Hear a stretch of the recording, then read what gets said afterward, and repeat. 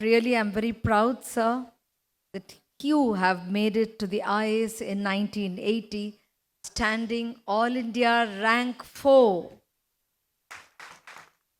Some of his achievements during a 16-year-long career in government include: as a joint collector, he created full and permanent employment for 8,000 youth from displaced families of the Visakhapatnam steel plant.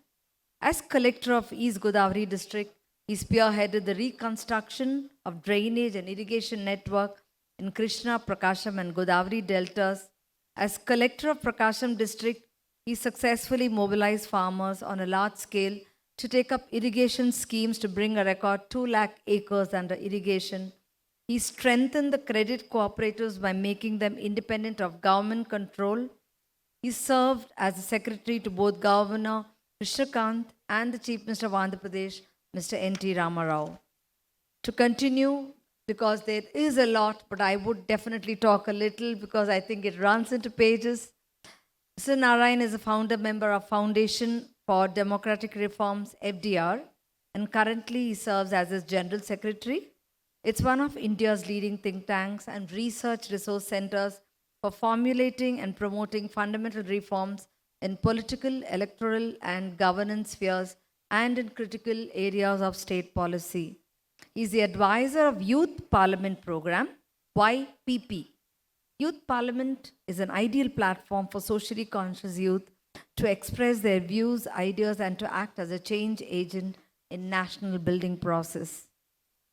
He started the Lok Satta movement in 1996 to educate the citizens of India about voting, rights, and government. It has emerged today as India's leading civil society initiative for governance reforms and is at the forefront of key initiatives like disclosure of candidate wealth and criminal history details, political funding reform, decriminalization of politics, improvement of electoral registration, comprehensive judicial reforms, including local courts and National Judicial Commission and citizen charters. It has been the driving force in achieving the following governance reforms in many recent years, like substantial reduction in short delivery of petroleum products in all retail outlets, and improvements in voter registration, and so on.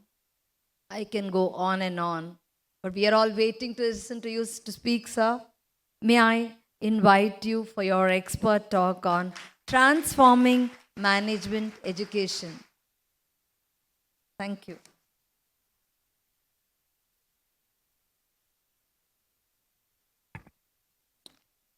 Friends, if I'm a smart man, I should shut up now. For two reasons. The first is this is lunch period, a terrible time to talk. The second is I really cannot claim expertise in management education.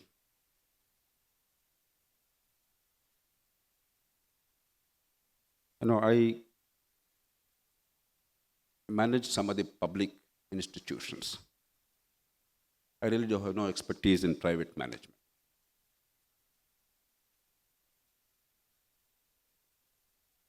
Long ago, I was MD of a sugar factory. Don't ask me how public service is connected to sugar factory management. That's the way India is managed, at least was managed. I was special officer of Vizag steel plant. I was not managing the plant, but I was managing many incidental issues arising out of creation of the steel plant. That is when I discovered that public sector in India is the private sector of those in public office. It has nothing to do with the people of the country. One of the more curious things is I headed 2 apex cooperative banks in the then Andhra Pradesh without knowing anything about banking. I had zero knowledge of banking, and I headed the banks without even understanding what was happening in the banks. I dutifully went to 2 of my predecessors, both of whom later occupied high constitutional offices in this country. I took copious notes from them. But the 2 most important things relevant to those institutions were were not briefed to me. Not because they wanted to conceal the facts, but because despite heading those banks, they were completely unaware of what was happening. What were the two things? At the time when I took over those banks, the recovery rate on 100 rupees lent to the people, recovery rate was 8 rupees on 100, 8%. The bank was on the verge of collapse. The second, as a consequence of that, my default to my lender, the National Bank, were the highest in the history of India at that time. I took over the banks without knowing anything about these two central facts about the bank's management. I think it's a miracle that the banks survived me. Then, of course, I headed the Industrial Infrastructure Corporation, agro-industries, etc. For all these reasons, I think I should, as I said, maintain silence. 2,500 years ago, a disciple of Socrates had a difficulty like mine today. He stood up and said, Master, for 20 years I listened to you and my other colleagues interacting with you on a variety of issues. I never once opened my mouth. Was it right or was it wrong that I didn't open my mouth? He asked. Socrates, the great philosopher that he was, he gave an answer which was relevant for all times and for all of us. He said, if you are a wise man, then you are a fool. If you are a fool, then you are a wise man. It took me some time to decipher. He said, if you are wise, if your words have some relevance to other people's lives, by concealing your wisdom, you are a fool. But if you're a fool anyway, you have nothing to contribute to public good. By concealing your ignorance, you are wise. So what I propose to do is in about 4 or 5 minutes, I'll just make a few points and leave it open to a few questions and interaction. First, what exactly should a manager accomplish? What is the purpose of management? In a competitive environment, unlike the public sector management in regulation, in control, in monopoly, in license, in permit and quota raj, obviously we have to meet the standards of competition, choice, value addition, adaptation to changing conditions and therefore becoming continuously relevant, and at all times promoting creation of goods and services. I was delighted when Lokiraju talked about the difference between money and wealth. Money is a piece of paper or a statement. Wealth is creation of goods and services that are relevant to human lives. If money is earned sans creation of goods and services, it's no longer management or wealth. It is accumulation or speculation or outright plunder. So true management is about creation of wealth. And what are the tools available? The first is the principle of levers. That we as human society, unlike any other animal, can do a lot with little. That tasks which are seemingly impossible can be accomplished if you know how to leverage our strengths. Other animals haven't learned that.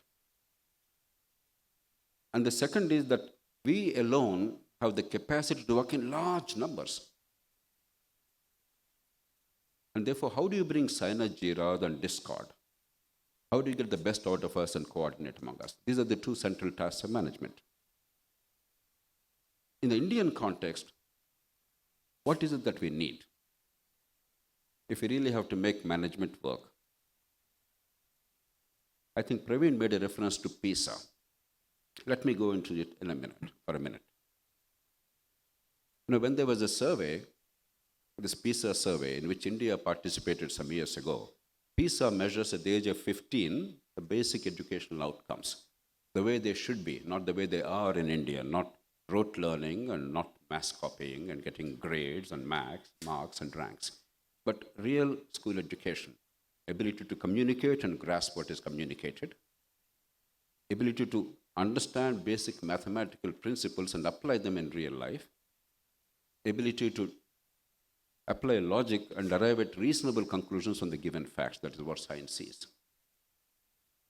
When India participated in a PISA survey, out of 74 nations and entities surveyed, can anybody guess what India's rank was? There's one candidate for 70s. Anybody else? We were 73rd out of 74 countries. Our self-image is we are up there because without us, Google will not function, Microsoft will go bankrupt, and all kinds of things. Now, India is the fulcrum of all economic growth and technology in the world. That is our self-image. But the truth is, we were somewhere at the bottom. Luckily, there was a country called Kyrgyzstan in that list. We were therefore spared the ignominy of being the last. Not because we lack brains, not because our parents don't sacrifice for their kids, not because governments don't focus on education and spend a lot of money, not because society doesn't value education. We have all the right things in place. All boxes are checked. But we forgot the basic ingredient of education and the purpose of education. Therefore, rote learning and mass copying have become endemic. We are looking at a few who are flourishing because we have innate potential. Because of good fortune, the parents' hard work, the child's ability, the teacher's blessings, and the right institutional environment, they're allowing some of these kids to fulfill their potential. But this number never exceeds 15 or 20% in India, at the most, even that by diluting standards. 80% have simply no chance. It's like, they have a piece of paper, but there's zero education or near zero education. No, you cannot either manage or be a productive member of a society without the basic education. You don't require to be a topper or anything. It's irrelevant to what rank you get. But if the basic tools of navigating in a complex society and creating wealth, if they're not there, then there simply is no possibility of the individual or even the collective making a huge difference. So I would say, take care of the foundations. And look at higher education. In 1869, the year of birth of Mahatma Gandhi, Charles Eliot, he became the president of Harvard. He then introduced a system of electives. That was about 150, 160 years ago. Now, 150 plus years later, for the first time, we are the last country among major economies in the world. The national education policy talks about an elective system. We have yet not introduced it. 150 years it has taken. 1869, that man became Harvard president, introduced electives at that time. We are hopelessly behind times. We are hopelessly behind times. Our pretense that we are doing superbly well is nonsensical, not because we have no ability. Our kids are very bright, no question about it. That you're bright, that you have the potential doesn't mean that you've done anything at all. Only when it's realized can you really talk about your place in the world. So we have a lot to do to really make things happen. But as I said, we are lucky because the basic ingredients are in place. It's just that we managed it horribly. Horribly. When I talked about PISA ranking, way back in 2009, this happened, India participated in that. My hope at the time was that the government and the policymakers and others will recognize where we are and try to figure out why are we so bad? What can be done to improve it? Because we have so many ingredients in place to make it better. I thought I always had some understanding of public policy, governments, politics, how they respond, and I'm a bit of a chess player in that sense. I make my moves very carefully, I look at the 10th possible move and then prepare for that. I expected the governments to respond in a certain manner, but their response was striking and totally, it was shocking to me. I didn't anticipate that. They said India will not participate in PISA surveys in future. Instead of improving the educational outcomes and figuring out what to do, our response to PISA failing is India will not participate in PISA surveys in future. Like ostrich in the sand, we forget where we are, we pretend that we are doing well, and that's it. Nobody can question, nobody can criticize. And since then, 14 years, India has not participated in PISA surveys. Not that PISA survey is a solution to all problems, but if we don't even know where we are, we obviously cannot improve. So if we don't improve the quality of education, critical thinking, innovation, you cannot provide leadership, you cannot improve management. You don't require marks and grades, but you require the basic tools of education. The second thing that bothers me of late is the short-termism, the quarterly balance sheets. Globally, it's not merely Indian problem. I find it shocking that the manager thinks only over the next 3 months. That's the horizon. I have no quarrel about the profit being a goal. But if all you can think of is a 3-month horizon, I think it's a tragedy in the long term, because we often underestimate our capacity to bring about long-term changes and overestimate our ability to transform the world in the short term. This absurdity must give way to some kind of a balance. Yes, of course, short term is required, as Henry Ford said, in the long term we are all dead. But it doesn't mean that the 3-month horizon is what really should keep us going. It's a terrible mistake. The third is, and this is the last point I want to make, there's immense opportunity within the country, India as a country, and the globe, obviously. India, the growth. Despite many bunglings, there appears to be a reasonable opportunity for us to grow at about 7% or thereabout for the next 20, 30 years, unless we do spectacularly badly in some respects, and we are capable of doing spectacularly badly. But there is a chance, without going into details. But I want you to recognize 2 issues. One, between a 7% growth rate sustained and 8% growth rate sustained, the difference is phenomenal. And between 5% and 8%, it's simply unbelievable. For instance, if you take 7 and 8% growth rates in a period of 9 to 10 years, the difference will be $600 billion production per year. In government revenue terms alone, that will mean about 10 lakh crores additional revenue if the growth rate is 8% per year. So these numbers are not mere numbers. It's not 7 versus 8. It's a phenomenal difference with compound growth rate and the long term. We lost out because of lack of ambition and the ability to translate ideas into action over the past 60, 70 years. China spectacularly progressed because they did most things right to achieve extremely high growth rates on a sustained basis for 3-4 decades. We are capable of doing that, but only if we set things right. What can go wrong spectacularly? I want all the managers to pay attention. It's not an internal factor. It's not an intrinsic to your industry or enterprise, but unless you understand the big picture and then raise your voice, I think all our growth will go afoot. Public finances are increasingly in distress in this country. Partly because of the short-termism of politicians, because I want to win the election today, therefore short-term individual welfare measures at the cost of long-term growth and building the economic sinews of the country. But even worse, a terrible old pension scheme, there's no time to go into details, those who are interested we can discuss later, a terrible old pension scheme which is unique to India, unfunded, without putting money in today's budget for future pensions, index-linked. It's not merely a reasonable pension, but continuously growing. People who retire at 20,000 rupees salary get 70,000 rupee pension. Index-linked, permanent liability, legal liability from which we cannot withdraw, available only to a small segment of the working population of India, 3.3% of workers of India, at the cost of the rest of the people. In the last 20 years, if you take all the Indian states together, from 33,000 crores of total pension burden annually, it has now become 4,06,000 crores. 13-fold increase 13-fold increase in just 20 years. It's shooting up.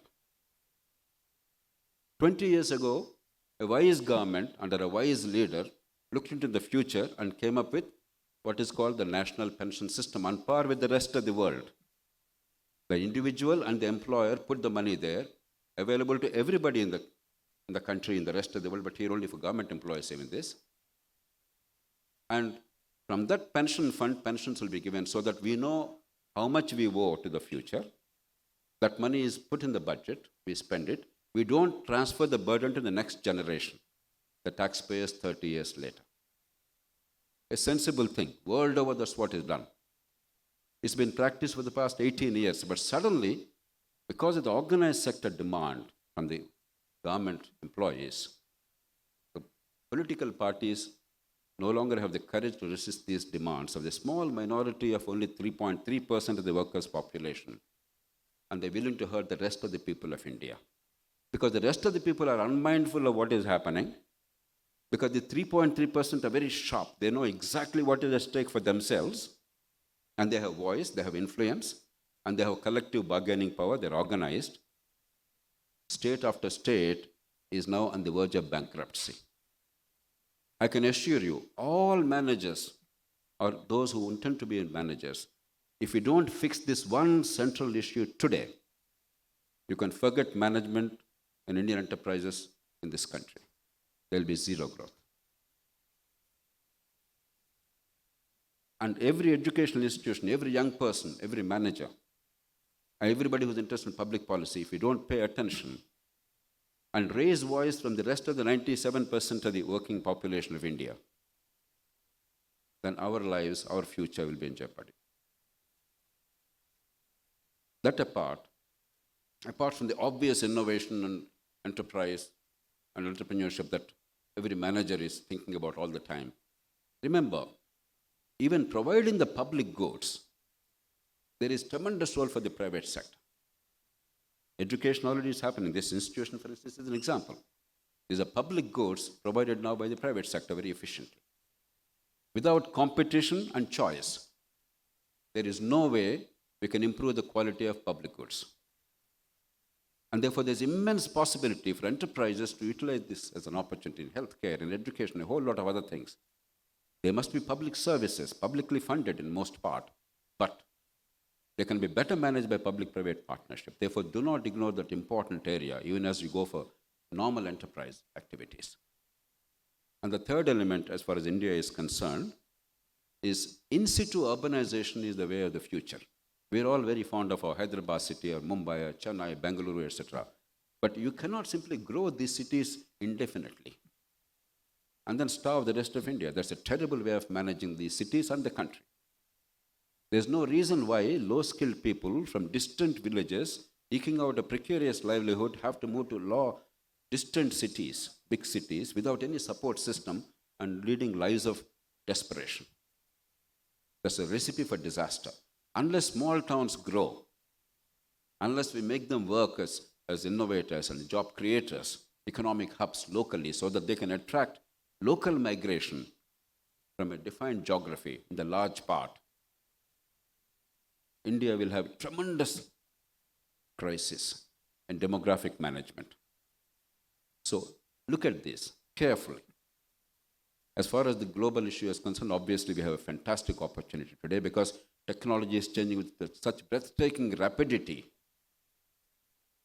The kind of things that were unthinkable 30 years ago, though we had an idea of the technology available, they were simply unaffordable. Solar power was known 50, 30, 40 years ago.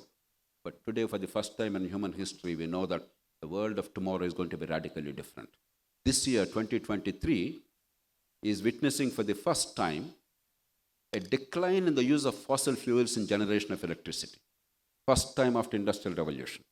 2023 is a watershed year. If you take the combined total power generated with coal, with gas and oil, that has actually come down, or is coming down this year compared to last year for the first time. Otherwise, so far it's been shooting off.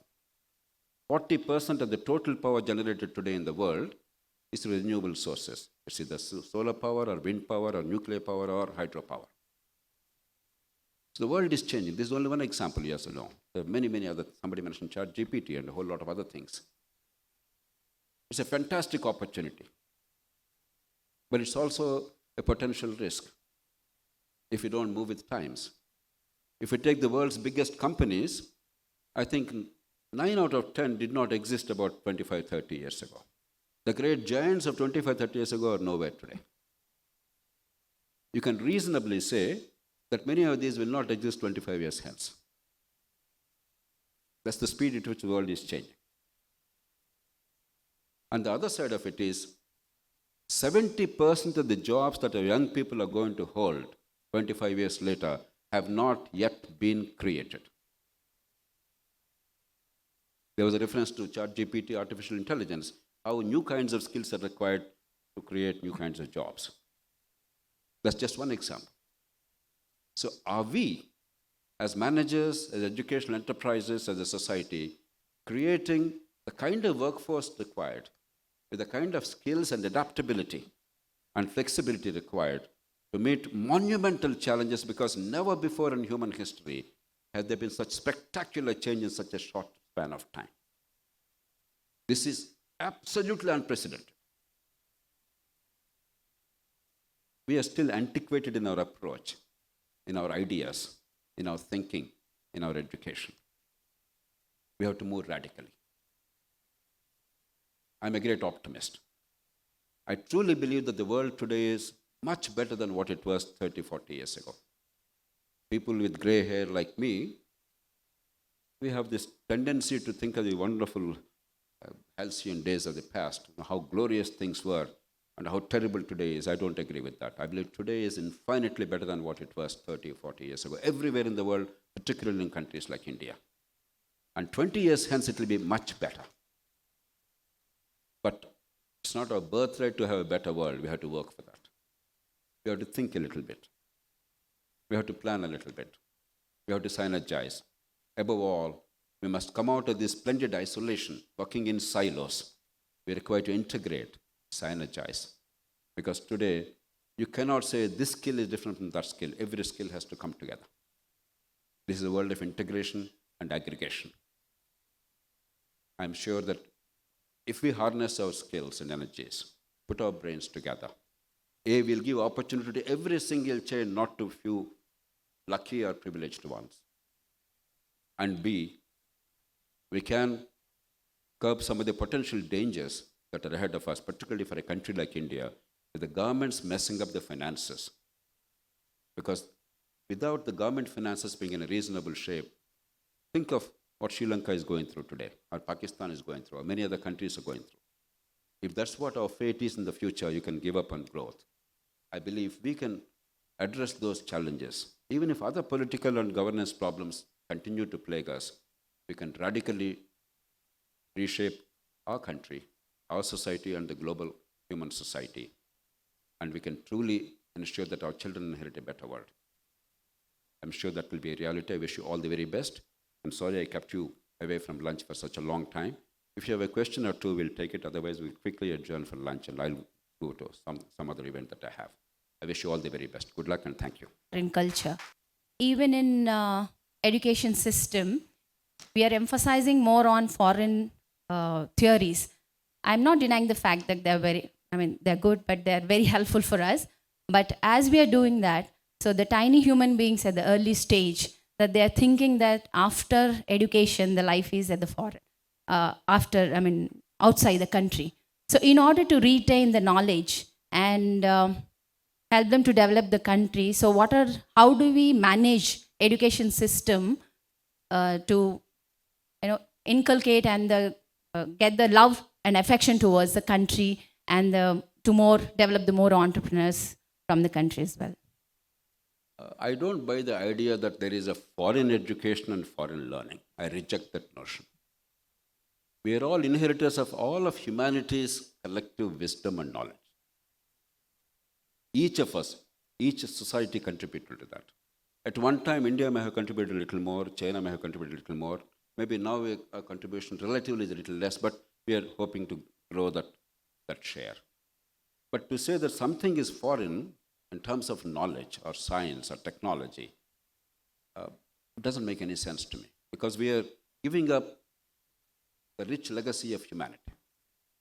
Please remember, I think every student must be taught elements of anthropology. Where have we come from? About 75, 80,000 years ago, our ancestors, most of the geneticists say, probably about 3 or maybe 6 mothers. They migrated. One group migrated towards the east, came via the coast, the Gulf countries, and via the west coast of India, east coast of India, Southeast Asia, up to Australia. Another group went a little to the northeast, and therefore went over Central Asia, current-day China, Siberia. And some of you may or may not be aware, they actually walked from Siberia to today's Alaska. Human beings walked because that was a time of ice age and sea levels were 300 to 600 feet below current level. It was freezing cold with massive winds, but they braved and walked.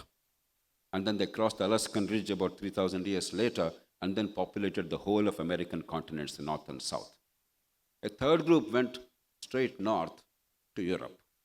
We are the heirs of these 6 mothers, wherever we are. And to say that the 75,000 years of human history and culture and civilization and knowledge, we deny ourselves because of this parochialism is nonsensical. That does not mean that we don't have roots. I am very proud of the tradition of our society, our culture. These two can come together. If you are isolationist in the name of tradition, you are actually denying yourself the best of humanity. If you allow yourself to be swept off by the currents of the global transient fashions without looking at the depth, then you are rootless. So the trick is, how do you retain the best of our tradition and discard the worst of the tradition? Remember, our tradition is not always good. How many women in each family, how many of your grandmothers had a chance to be educated? How is that a good tradition? My mother, one of the brightest human beings that I have known in life, she could not finish school because her father in that village said, my child, my girl child, cannot go to another village to study. It's an insult. Therefore, she will only study up to the level that village offers, 8th grade.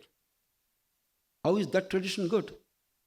Child marriage, sati, widows leading lives of quiet desperation and slavery. How can that be good? Or casteism. But there are glorious things in our tradition too. What Rabindranath Tagore said, where the clear stream of reason has not lost its way into the dreary desert sand of a dead habit.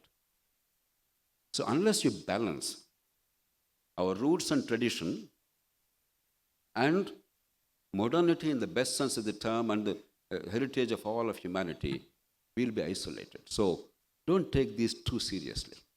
Indians have a natural balance. We are a very balanced society on the whole. With all our imperfections, we are relatively mature and balanced. We don't allow our heads to turn with every passing wind. That's our strength. We are much more harmonious, much more sensible. Don't go to the extremes. Ati sarvatra varjayat. The middle path, middle path, the middle path. So don't buy the notion that everything that we learn just because it's in a textbook written by some author or in some other language is foreign. There's nothing foreign to me. Knowledge is knowledge, period. Thank you so much, sir. God bless. Sir, one last question. Good afternoon. So you said that 150 years back, Harvard has come up with the electives, and now NEP is coming with the electives in India. So my question is, what is the biggest threat to implement NEP in India? Because we are doing this conclave to bring the vision to action. So what could be the biggest threat? Biggest threat is apathy. We have a nice policy. We talk about it ad nauseum. India is very good about these things. Beautiful policy. Everything you say already we have a policy. This perfunctory approach, this has to be a fundamental national movement with a sense of urgency. Because every day that you delay, if there are about 2 crore children that are adding to the school-going population every year, if every day you delay, you divide 2 crores by 365, see how many children's future is sealed. So that sense of urgency. This has to be done now. It's already late. It can be done easily without spending much more money. We're spending a lot of money. Money is not the issue at all. It's just restructuring it. No, somebody talked about khanacademy.org. You have PISA, you have better systems of assessment. Basically, the central tool in the NEP, to me, there are a lot. No, every policy tries to say everything to everybody. Don't go into too much of that. But the central tenet is when the demand side is very strong in the country, everybody wants good education. The problem is, the tragedy is, we don't understand what is good education. We define it poorly and we measure it horribly. Address these two. Define it well, measure it well. I guarantee you, the whole country, not the governments, not the babus in government, but the whole country will transform education because it's our business. Everybody wants good education. So, go into the critical levers rather than this nitty-gritty and too much of detail and all that. Because society is the best guarantor, competition, choice, or urge to improve. Progress does not happen because of a government. Progress doesn't happen because of a leader or because of a babu. It happens because every family wants to lead a better life, give the children a better chance, and we have it already.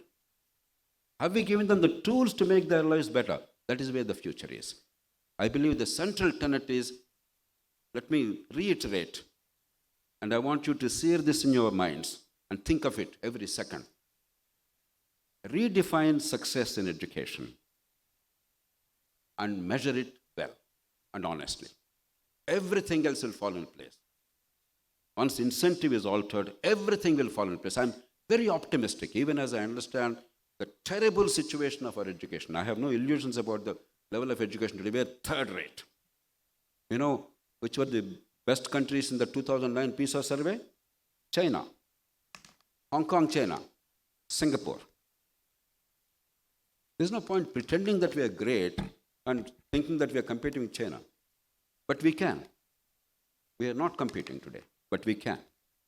It doesn't require plenty of money. People talk about Norway, Finland, etc.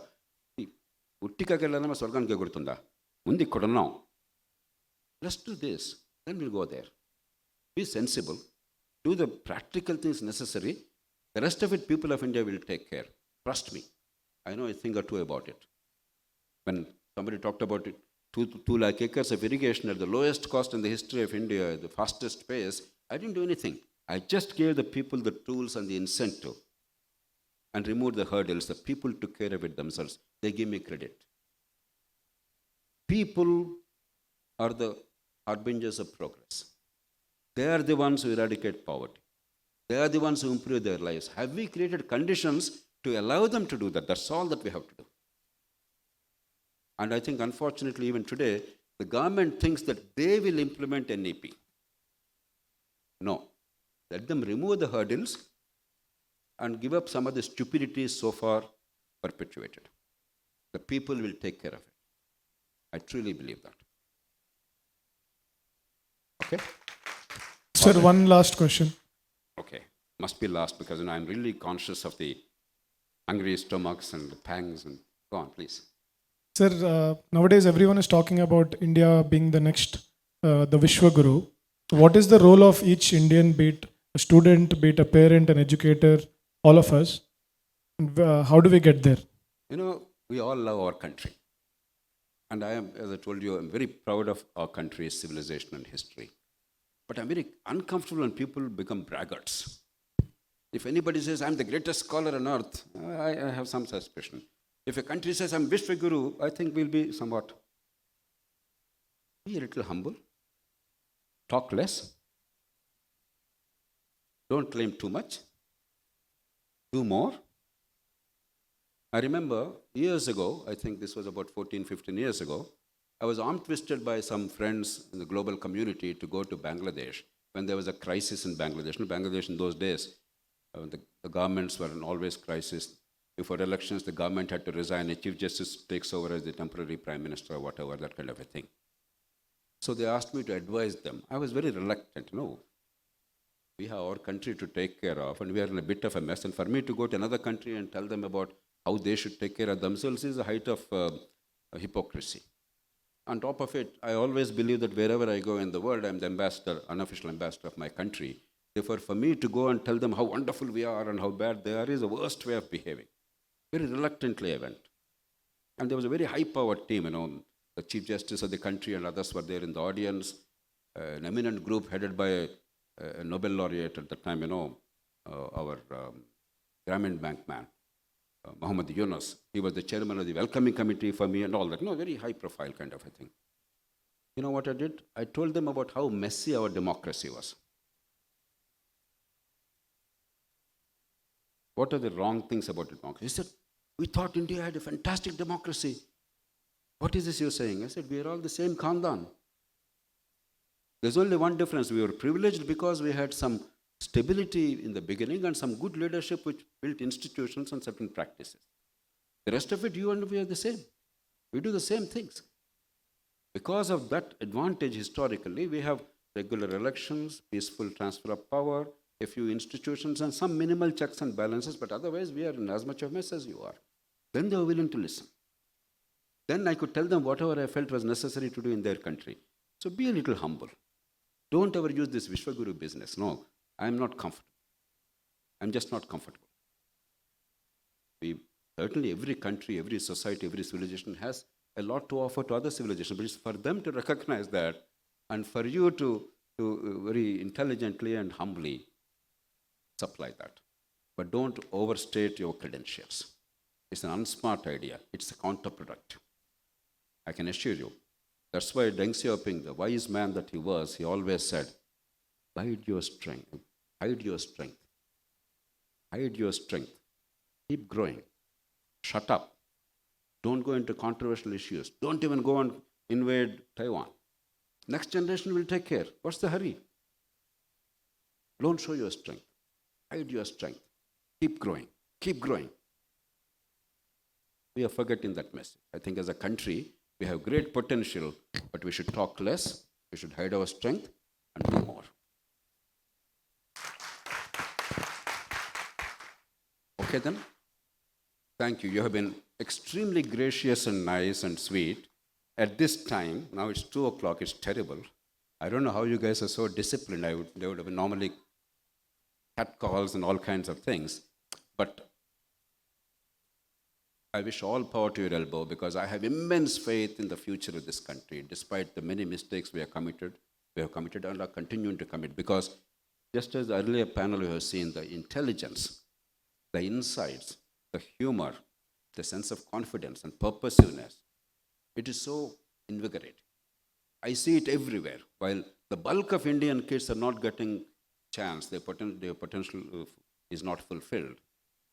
The few who are able to fulfill their potential, they're doing such a spectacular job. They're showing what is possible. Therefore, if we set a few things right, I'm absolutely certain that we will have a much better country. And certainly we'll make our contribution globally. But because if 1/6 of humanity we address the challenges, eliminate poverty, give ourselves an opportunity for every single child, see how much impact we can create on the world. I don't know what we can do the rest, but 1/6 of humanity we take care in the first place. And once we speak with one voice, with some clarity and some dignity, some humility, that will be our contribution to the globe. But first, let's take care of our people. No child must ever shed tears saying that because of the circumstances of birth, my potential is not fulfilled. I didn't have a chance in life. If any child in this country feels that is the greatest sin that all of us together are perpetuating. And no person should suffer from avoidable pain and disease and death. Unavoidable, there's nothing we can do. But avoidable, it's a shame. And both these sins, India is the heir to the largest amount of that. Let's have some humility. The greatest amount of unfulfilled potential, the greatest amount of avoidable suffering, they exist in India. Fix that first. Rest of it will take care of itself. I wish you all the very best. Thank you.